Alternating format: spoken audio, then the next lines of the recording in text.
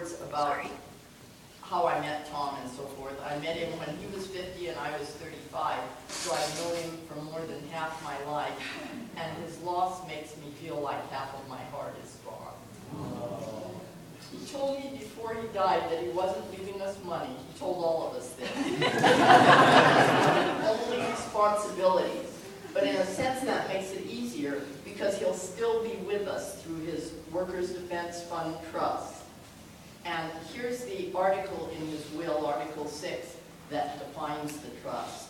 The purpose of this trust is to provide money for organizations or causes for which the goals are to engage in struggle against the powerful for the empowerment of the powerless.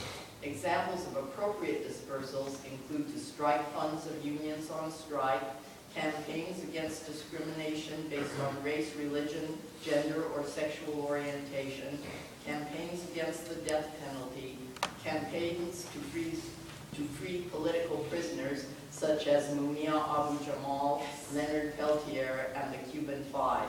Yes. Organizations that help families of political prisoners such as the Rosenberg Fund for Children.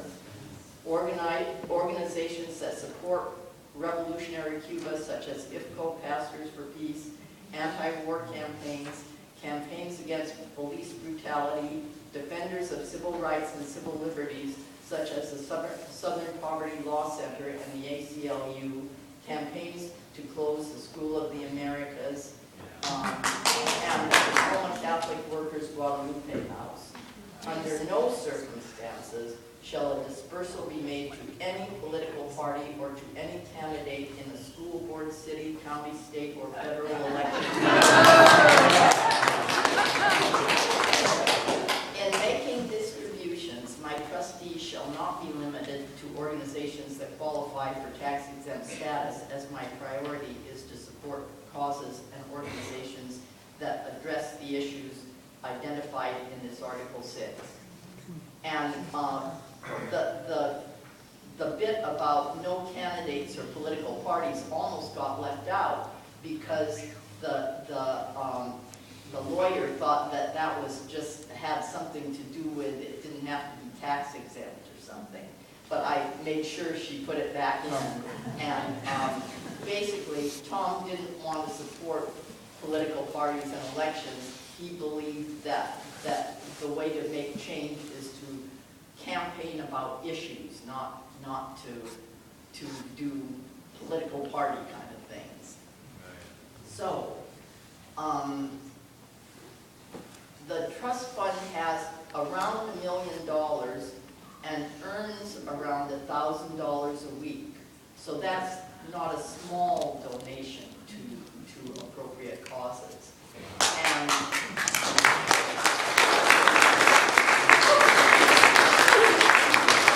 this bill details how these earnings will be distributed and the trust administered.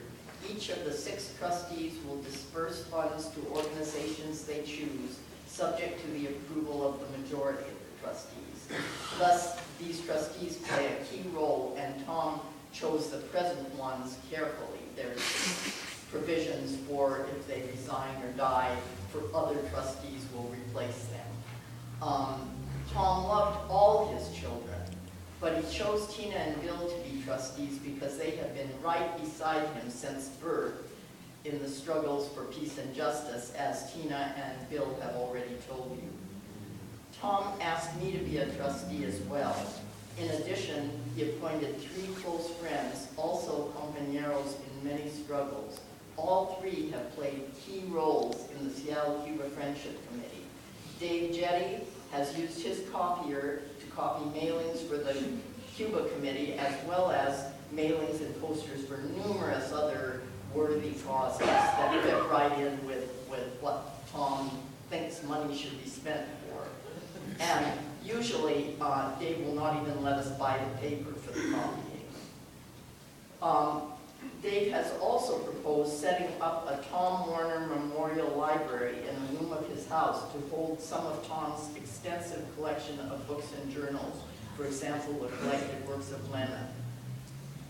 The second trustee in the list is Jim McMahon, who has the longest history of any of us, any of the trustees, of working with Tom on the goals of the trust. In recent years, Jim has taken the lead in collecting material aid for the Pastors for Peace friend shipments to Cuba.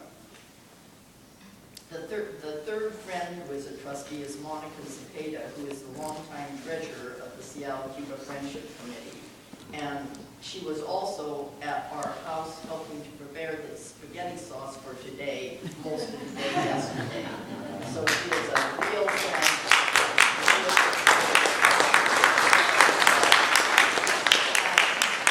Tom calls her and the many other Chileans who came to the United States when the Allende government was overthrown with CIA help are gifts from Pinochet. Monica is one of the greatest of his gifts. So Tom will remain with all of us as we work to make his trust a reality. I would like, too, to mention two other leaders in defending the Cuban Revolution, Roberto Maestas of El Centro de la Rosa in Seattle, and Lucius Walker of Pastors for Peace.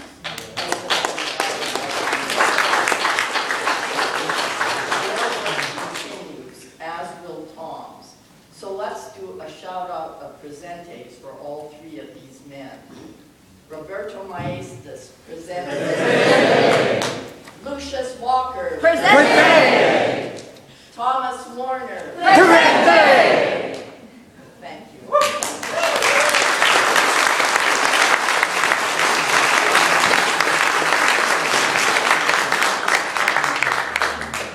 I have a lovely letter that our student at the Latin American School of Medicine wrote.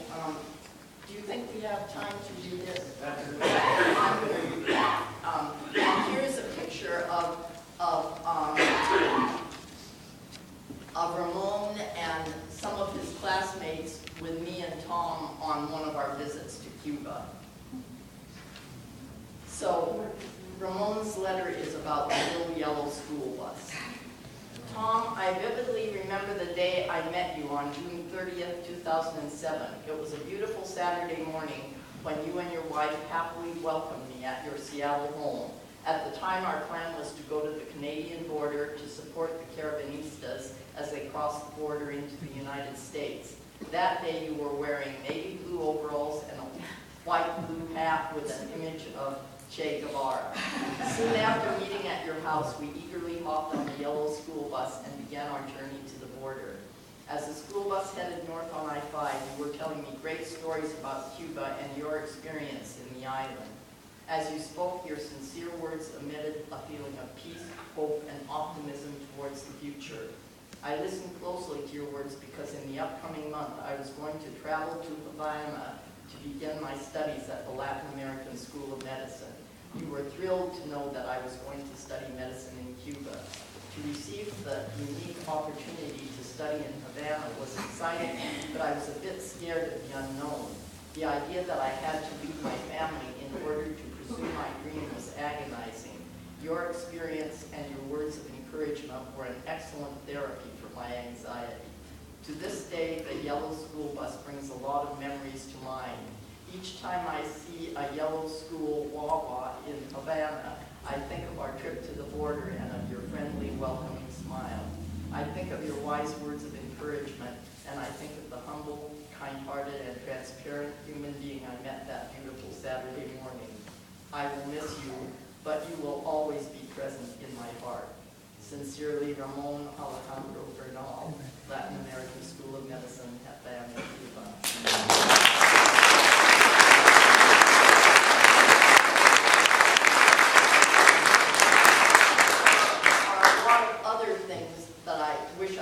To read, but they'll all be in the scrapbook we're putting together, and some of them are already there.